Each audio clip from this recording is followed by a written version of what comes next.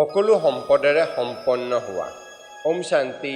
আজিৰ মুৰলী 5 তাৰিখ 10 মাহ 2023। বাবাই কৈছে, মৰমৰ সন্তানসকল, পিতাৰ সৈতে সৰ্বসম্বন্ধ ৰাখিলে বন্ধনমুক্ত হৈ যাবা। মায়াই বন্ধনত বান্ধে আৰু পিতাই বন্ধনৰ পৰা মুক্ত কৰি দিয়ে। প্ৰশ্ন, বন্ধনমুক্ত বুলি কাক কোৱা হয়? বন্ধনমুক্ত হোৱাৰ উপায় কি? উত্তৰ, বন্ধনমুক্ত অৰ্থাৎ অশৰীৰ, দেহ সহিত দেহৰ কোনো সম্বন্ধই যাতে বুদ্ধিক নিজৰ ফালে আকৰ্ষিত নকৰে। দেহ অভিমানতেই বন্ধন আছে। দেহী অভিমানী হ'লে সকলো বন্ধন সমাপ্ত হৈ যাব। জীৱনতে মৰি যোৱা মানেই হৈছে বন্ধনমুক্ত হোৱা।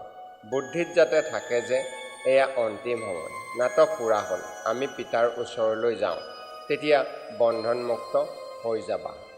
ওম শান্তি। ধাৰণাৰ বাবে মুখ্য সাৰ। 1. দেহ সহিত সকলোৰে পৰা মোহ আঁতৰাই বিদেহী হোৱাৰ পূৰা পুৰুষাৰ্থ কৰিব লাগে। প্ৰত্যেক ভাৱৰীয়াৰ ভূমিকা সাক্ষী হৈ চাব লাগে। বন্ধনমুক্ত হ'ব লাগে। 2. এই পুৰণি জগতৰ পৰা উপৰাম হ'ব লাগে। নিজে নিজৰ সৈতে বাৰ্তালাপ কৰিব লাগে যে মইতো এতিয়া উভতি যাব লাগে। এতিয়া পুৰণি জগতৰ অন্তিম সময়, আমাৰ ভূমিকা পূৰা হ'ল।